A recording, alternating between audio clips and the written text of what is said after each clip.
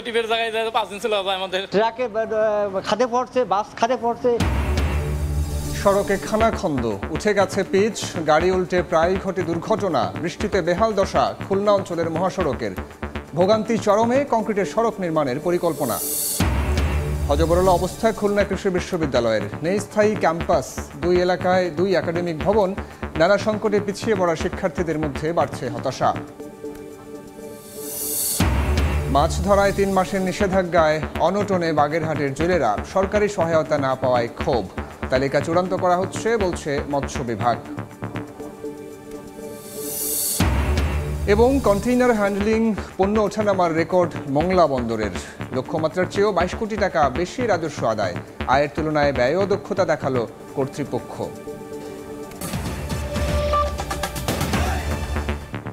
টানা বৃষ্টিতে খুলনা অঞ্চলের অন্তত 6টি সড়ক মহাসড়কের নাজুক অবস্থা। খানাখন্দ, বড় বড় গর্ত আর পিচ উঠে চলাচলের একেবারেই অনুপযোগী হয়ে পড়েছে। প্রায় প্রতিদিনই গাড়ি উল্টে ঘটছে দুর্ঘটনা। নিয়ামলকুচির ক্যামেরায় আরও জানাচ্ছেন আব্দুল্লাহ আল মামুন।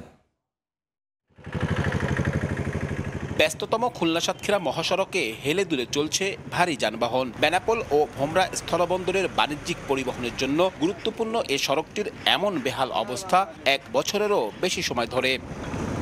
আগে থেকেই চলাচলের অনুপযোগী সড়কটি গত সপ্তাহের টানা বৃষ্টিতে আরও নাজুক। সড়কটির 0 পয়েন্ট থেকে চুকনগর পর্যন্ত 30 কিলোমিটার পথে সৃষ্টি হয়েছে গর্ত। বৃষ্টি হলে বড় বড় গাড্ডা হয়ে যাচ্ছে, গাড়ি মোটর চালানো যাচ্ছে না, যাত্রীর দুর্ভোগ। গাড়ি অ্যাক্সিডেন্ট হয়, কাদা মেখে আমরা জামা কাপড় নষ্ট হয়ে যায়। শুধু এ মহাসড়ক নয়, বিভাগের অন্তত 6টি জাতীয় ও আঞ্চলিক মহাসড়কে একই অবস্থা। বছরের পর বছর নাজুক অবস্থায় আছে যশোর খুলনা মহাসড়কটি। অনেকদিন খারাপ, প্রায় 1.5-2 বছর হবে খারাপ। কোটি কোটি টাকা এই রাস্তা থেকে উধাও হয়ে যায়। একই চিত্র ঝিনাইদহ যশোর মহাসড়কেরও। সড়কটির ভুটিয়ারগাতি, তেঁতুলতলা, বিষয়খালী সহ বিভিন্ন স্থানে সৃষ্টি হয়েছে ছোট বড় গর্তের। বেহাল দশা কুষ্টিয়া ঝিনাইদহ মহাসড়কেরও। এমন কোনো দিন নেই যে গাড়ি অ্যাক্সিডেন্ট দুর্ঘটনা ঘটতেছে না। গাড়ি প্রায় উল্টে যায়, এমন অবস্থা। ক্ষতিগ্রস্ত সড়ক চলাচলের উপযোগী করতে জরুরি ভিত্তিতে কাজ করার দাবি সড়ক বিভাগের। প্রপোজাল আছে, প্ল্যান আছে, যেগুলি আমরা এই বছর ইনশাল্লাহ এক্সিকিউট করব, এবং এই কাজগুলি যখন আমরা এক্সিকিউট করব তখন কিন্তু আমাদের এই রাস্তার মেজর সমস্যাগুলি সমাধান হয়ে যাবে। বিআরটি এর তথ্য বলছে, খুলনা অঞ্চলের এসব বেহাল সড়কে চলতি বছরের প্রথম 6 মাসে 344টি দুর্ঘটনায় 363 জন নিহত ও 419 জন আহত হয়েছেন। আব্দুল্লাহ আল মামুন, রুবেল, সময় সংবাদ। এ বিষয়ে আরও তথ্য জানাতে এই মুহূর্তে কুষ্টিয়ার বটতলা এলাকায় আছেন সহকর্মী SM রাশেদ। এছাড়া খুলনা থেকে আলোচনার জন্য যোগ দেবেন আব্দুল্লাহ আল মামুন, রুবেল। তার সঙ্গে যুক্ত হবেন খুলনা সড়ক বিভাগের নির্বাহী প্রকৌশলী মোহাম্মদ তামিমুল হক। শুরুতেই যাচ্ছি রাশেদের কাছে। রাশেদ, কুষ্টিয়া যে জাতীয় মহাসড়কটি রয়েছে, এটি জাতীয় মহাসড়ক 704, এবং এই মহাসড়ক দিয়ে কিন্তু খুলনা এবং উত্তরাঞ্চল দক্ষিণ অঞ্চলের একমাত্র যোগাযোগ পথ কিন্তু এই মহাসড়কটি। এবং এই মহাসড়কের অবস্থা আসলে বেশ বেহাল দশা, কারণ এই মহাসড়ক দিয়ে যেহেতু ভারী যানবাহন চলাফেরা করে, যার কারণে কিন্তু এই মহাসড়কটি আসলে নানা ধরনের সমস্যার সম্মুখীন রয়েছে। বিশেষ করে এর উপরের অংশটা কিন্তু অধিকাংশ জায়গায় ক্ষয়ে গিয়েছে, এবং যার কারণে যে যান চলাচল, বিশেষ করে শিশু, বৃদ্ধ এবং যারা রোগী আছে তাদের জন্য আসলে অনেক কষ্টকর অবস্থা বিরাজ করছে। বিশেষ করে খুলনা এবং কুষ্টিয়া মহাসড়কটি, এই মহাসড়ক কিন্তু অর্থনৈতিক একটি গুরুত্ব রয়েছে, কারণ উত্তরাঞ্চল এবং দক্ষিণ অঞ্চলের একমাত্র পরিবহনের কিন্তু এটি একটি জাতীয় মহাসড়ক, যেখানে আসলে অনেক ভারী যানবাহন চলাচল করে। তবে এখানকে যারা বিশেষ করে এই রাস্তায় যারা এই মহাসড়কে যারা চলাচল করে, সেই যানবাহনের ড্রাইভাররা, চালকরা আসলে যেটি আমাদেরকে জানিয়েছেন যে এই রাস্তায় একবার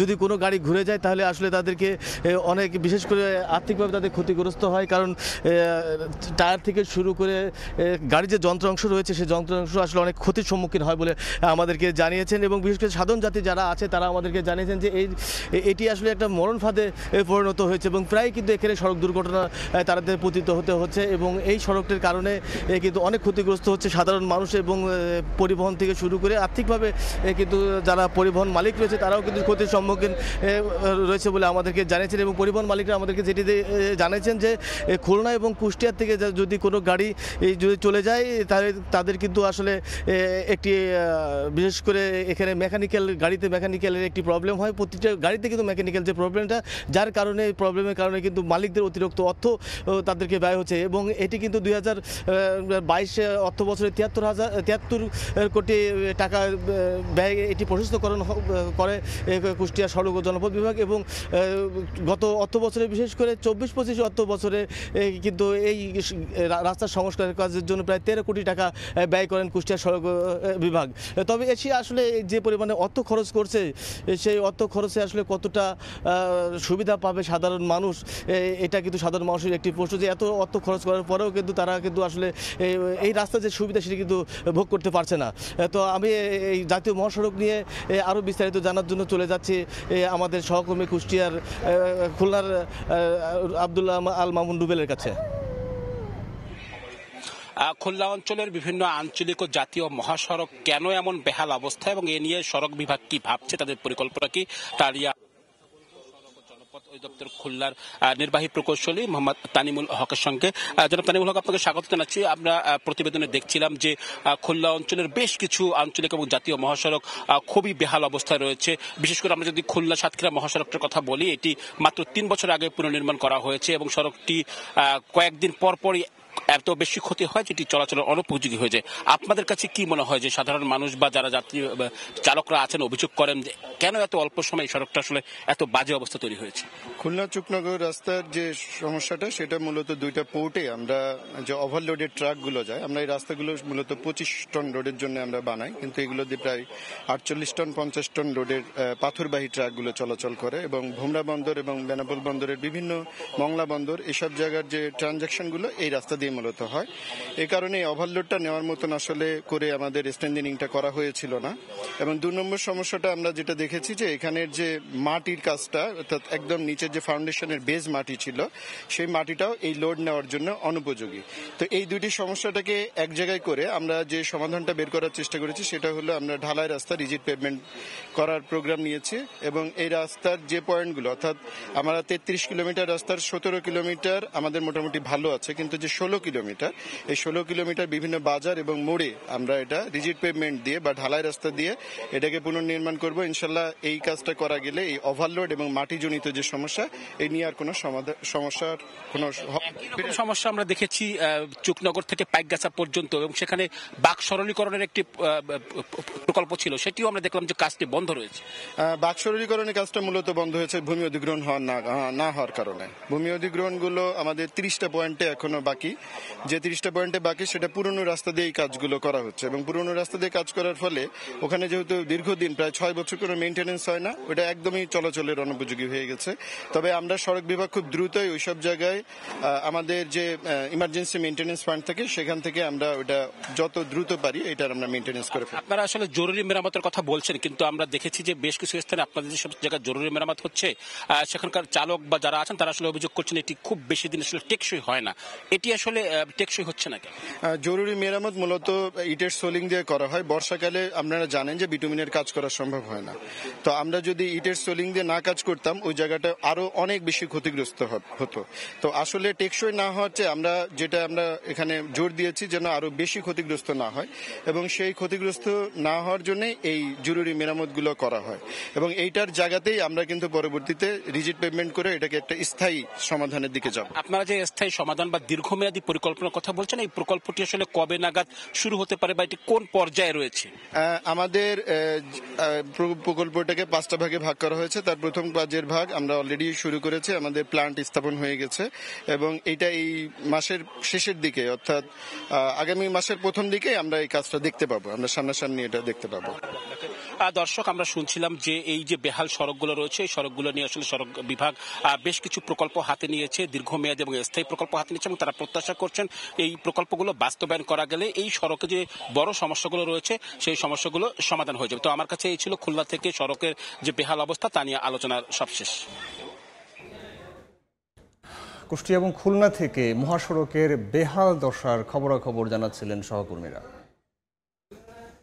প্রতিষ্ঠার 10 বছর পরও খুলনা কৃষি বিশ্ববিদ্যালয়ে পায়নি স্থায়ী ক্যাম্পাস। ভাড়া করা ভবনই অফিস, শিক্ষার্থীদের আবাসন আর শিক্ষা কার্যক্রম চালাতে বাধ্য হচ্ছে প্রতিষ্ঠানটি।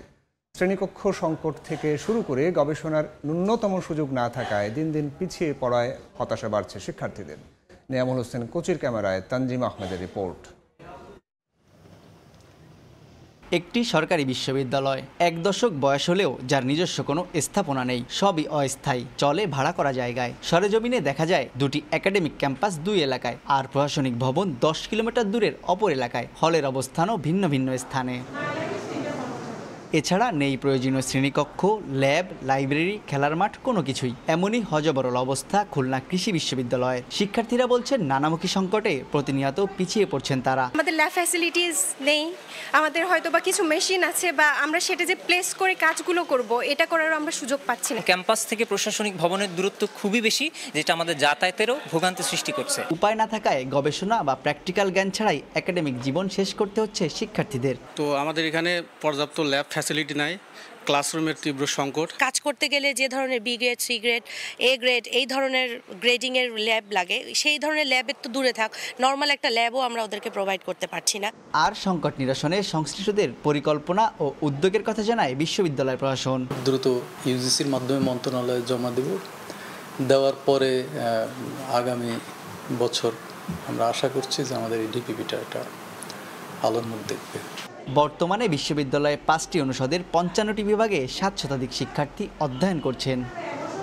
তানজিম আহমেদ, সময় সংবাদ, খুলনা। প্রজনন মৌসুমে মাছ ধরায় 3 মাসের নিষেধাজ্ঞায় মানবেতর জীবনযাপন করছেন জেলেরা। তাদের অভিযোগ 2 বছরেও তালিকা চূড়ান্ত না হওয়ায় মিলছে না সরকারি সহায়তা।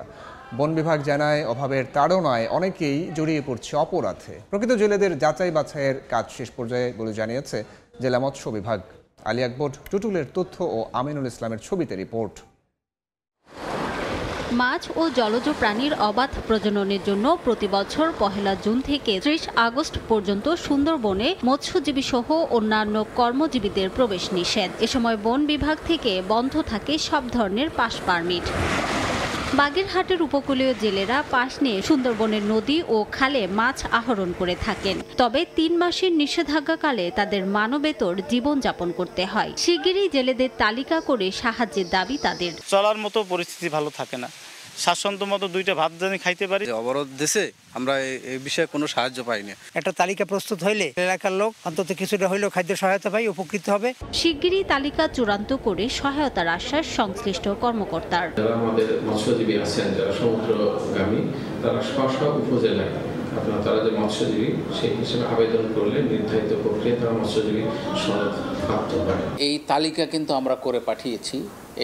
আমাদের এই বাগেরহাট জেলায় আমাদের কিন্তু 5800 জেলে কিন্তু আমাদের সুন্দরবনে নিবন্ধিত জেলে আছে। আমরা পাঠিয়েছি জেলা মৎস্য দপ্তরে। তো ওনারা কিন্তু এগুলো যাচাই বাছাই করে খাদ্য সহায়তা দেওয়া দরকার। বন বিভাগের তথ্য মতে বাগেরহাট, খুলনা ও সাতক্ষীরায় সুন্দরবনের উপর নির্ভরশীল 18,540 জনের তালিকা প্রস্তুত করা হয়েছে। সময় সংবাদ, বাগেরহাট। উপদেষ্টা পরিষদের বৈঠক নিয়ে রাজধানীর ফরেন সার্ভিস একাডেমিতে সংবাদ সম্মেলন করছেন আইন উপদেষ্টা ডক্টর আসিফ নজরুল, পরিবেশ উপদেষ্টা সৈয়দা রিজওয়ানা হাসান ও এলজিআরডি উপদেষ্টা আসিফ মাহমুদ সজীব ভূঁইয়া সরাসরি যাচ্ছে সেখানে। সংস্কার কমিশনগুলোর পক্ষ থেকে বিশেষ করে নির্বাচন ব্যবস্থা সংস্কার কমিশন এবং স্থানীয় সরকার সংস্কার কমিশন দলীয় প্রতীক বাদ দেওয়ার সুপারিশ করেছিল। এছাড়াও আপনারা জানেন দীর্ঘদিন ধরে নির্বাচন বিশেষজ্ঞ বিভিন্ন দল দলীয় প্রতীক বাতিলের দাবি জানিয়ে আসছে। তো তার প্রেক্ষিতে সিটি কর্পোরেশন আইন 2015-এর 32 ক ধারা, পৌরসভা আইন 2015-এর 20-এর ক ধারা, উপজেলা পরিষদ আইন 2015-এর 16-এর ক ধারা এবং ইউনিয়ন পরিষদ আইন 2015-এর 19-এর ক ধারা, যেই ধারাগুলোর মাধ্যমে দলীয় প্রতীকে নির্বাচনের সিদ্ধান্ত হয়েছিল, সেই ধারাগুলো আজকে বিলুপ্ত করার প্রস্তাব উত্থাপন করা হয়েছিল এবং সেটা উপদেষ্টা পরিষদে অনুমোদন করা হয়েছে। ফলে দলীয় প্রতীকে স্থানীয় সরকার নির্বাচনে অংশগ্রহণ করার আর কোনো সুযোগ নেই। এখন থেকে ইন্ডিভিজুয়াল প্রতীকে স্থানীয় সরকার নির্বাচনগুলো হবে এবং প্রত্যেকটি ক্ষেত্রেই হবে, সেটা সিটি কর্পোরেশন, পৌরসভা, উপজেলা পরিষদ এবং ইউনিয়ন পরিষদ, এবং আপনারা জানেন যে জেলা পরিষদ সরাসরি প্রত্যক্ষ ভোটে যেহেতু নির্বাচিত হয় না, সেখানে প্রতীকের বিষয়টি নেই। তো এক্ষেত্রে আমরা দেখেছি যে বিগত সময়ে এই যে সরকারি দলের মার্কা পাওয়ার যে একটা বিশেষ সুবিধা কিংবা এই দলীয় প্রতীক বা এই জিনিসটাকে কেন্দ্র করে অনেক হানাহানি স্থানীয় সরকার নির্বাচনকে কেন্দ্র করা হয়েছে এবং অনেক জায়গায় মার্কার ভোটে অনেকে জিতে এসেছে কিংবা গায়ের জোরে জিতে এসেছে। এখন আমরা প্রত্যাশা করছি যে এর মাধ্যমে স্থানীয় সরকারে আমাদের একটা ইতিবাচক পরিবর্তন আসবে এবং স্থানীয় সরকার নির্বাচন যখনই হোক যোগ্য প্রার্থীরা তাদের নিজেদের মেরিটের মাধ্যমে জিতে আসতে পারবে। ধন্যবাদ। আমি আসিফের কথার সাথে আরেকটা কথা অ্যাড করি, আমাদের কিন্তু যুগের পর যুগ যাবৎ স্থানীয় সরকার নির্বাচন কিন্তু দলীয় মার্কাতে হতো না, হ্যাঁ, ব্যক্তিগতভাবে প্রতিদ্বন্দ্বিতা হতো। বিগত সরকারের আমলে স্থানীয় সরকার প্রতিষ্ঠানগুলোকে দলীয়করণ করার জন্য ভুয়া নির্বাচনের মাধ্যমে দলীয়করণ করার পদক্ষেপ হিসাবে আইনগত পরিবর্তনটা করা হয়েছিল। আমরা আগের অবস্থায় ফিরে যাচ্ছি, এখন থেকে দলীয় প্রতীকে কোনো স্থানীয় নির্বাচন হবে না। Thank you. আজকে আরও খুবই ইম্পর্টেন্ট একটা বিষয় অ্যাপ্রুভ হয়েছে, সেটা হচ্ছে ন্যাশনাল পে স্কেল। আপনারা জানেন সরকারি, আধা সরকারি এবং অটোনমাস বডির যারা কর্মচারী আছেন তাদের পে স্কেল 2015 সালে হয়েছিল, এটার পরে 10 বছর পরে নতুন পে স্কেল হলো। এর মধ্যে আপনি জানেন যে গত সরকারের সময় ইনফ্লেশন ডাবল ডিজিট ক্রস করেছিল। আমরা যদিও এটাকে গত মাসে 8% নিয়ে এসেছি, কিন্তু ইনফ্লেশন কারণে যেই বেতনের যে অ্যাডজাস্টমেন্ট সেটা এখনো ঠিক মতো হয়নি। সেই জন্য গভর্নমেন্ট মনে করেছে যে একটা পে স্কেল হওয়া উচিত এবং এই পে স্কেলটা নেতৃত্ব করবেন ডক্টর জাকির আহমেদ খান। উনি ফর্মার ফিনান্স সেক্রেটারি ছিলেন, আর এদের 6 মাস এনাদের কর্ম সময়। আর অর্জনের সাফল্যময় 1 বছর পার করেছে মোংলা বন্দর। 2024-25 অর্থ বছরে 321 কোটি টাকা লক্ষ্যমাত্রার বিপরীতে রাজস্ব আদায় হয়েছে 343 কোটি টাকা। কন্টেইনার হ্যান্ডলিং জাহাজের আগমন ও পণ্য ওঠানামাও হয়েছে লক্ষ্যমাত্রার চেয়ে বেশি। বন্দর কর্তৃপক্ষ বলছে শুধু আয়ের ক্ষেত্রে নয়, অর্থ ব্যয়েও দক্ষতা দেখিয়েছেন তারা। মোংলা বন্দর কর্মকাণ্ডে ও লক্ষ্যমাত্রা অর্জনে এক সাফল্যময় বছর করেছে দেশের দ্বিতীয় বৃহত্তম ও ব্যস্ততম এই সমুদ্র বন্দর। বন্দর কর্তৃপক্ষের তথ্য 2024-25 অর্থ বছরে মোংলা বন্দরে জাহাজ ভেড়ার কথা ছিল 800টি। এমন লক্ষ্যমাত্রার বিপরীতে জাহাজ এসেছে 830টি। এ সময় 20,000 TEUS কন্টেইনার হ্যান্ডেলিং লক্ষ্যমাত্রার বিপরীতে হয়েছে 21,456টি TEUS। পণ্য ওঠানামার লক্ষ্যমাত্রা যেখানে ছিল 88 লাখ মেট্রিক টন, সেখানে হয়েছে 1,04 মেট্রিক টন। এমন কর্মযজ্ঞে বন্দর থেকে 321 কোটি টাকা লক্ষ্যমাত্রার বিপরীতে রাজস্ব আদায় হয়েছে এর বেশি। 2025-26 অর্থ বছরে উন্নয়নের জন্য বন্দর কর্তৃপক্ষ থেকে যতটুকু সম্ভবপর ততটুকু নির্ধারণ করা হয়েছে এবং এটি অর্জনের জন্য আমরা ইতিমধ্যে এই অর্থ বছরের শুরু থেকে কাজ শুরু করেছি। বন্দর কর্তৃপক্ষ জানিয়েছে বাণিজ্যিক জাহাজের আগমন ও আমদানি রফতানি বাণিজ্যে আরও গতি আনতে অগ্রাধিকার ভিত্তিতে 2টি উন্নয়ন প্রকল্পের কাজ দ্রুত শুরু করতে চান তারা। সময় সংবাদ, মোংলা।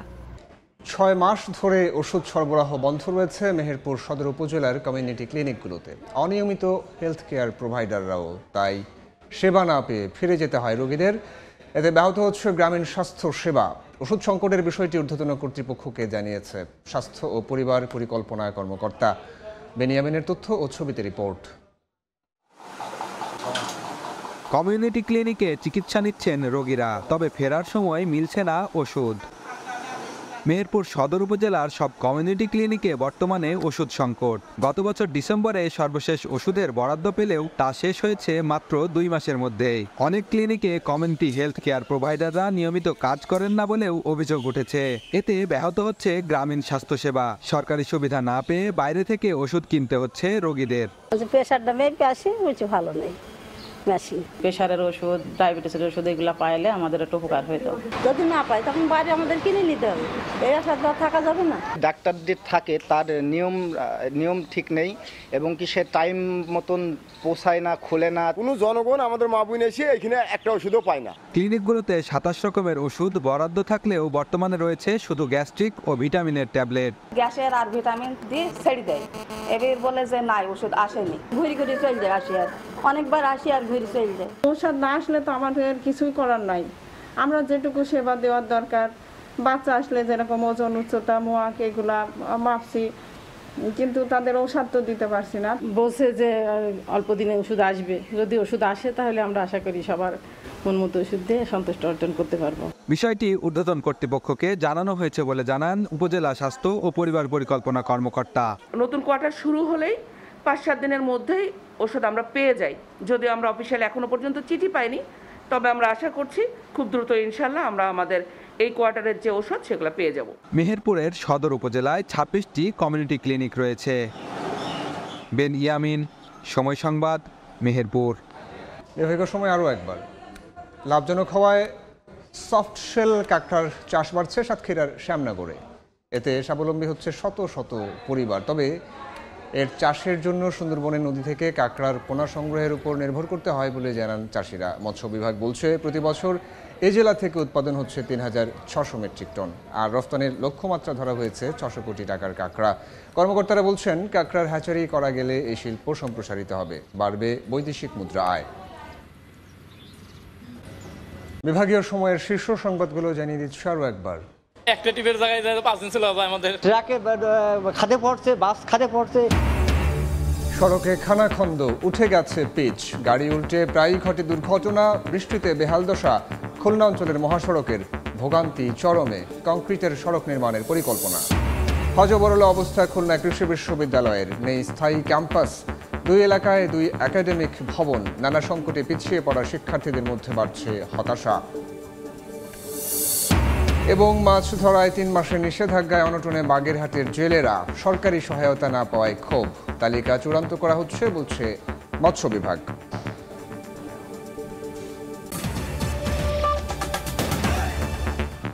এই ছিল বিভাগীয় সময়ের আজকের আয়োজনে। আগামীকাল থাকবো ঢাকা বিভাগের আয়োজন নিয়ে, সঙ্গে থাকুন সময়।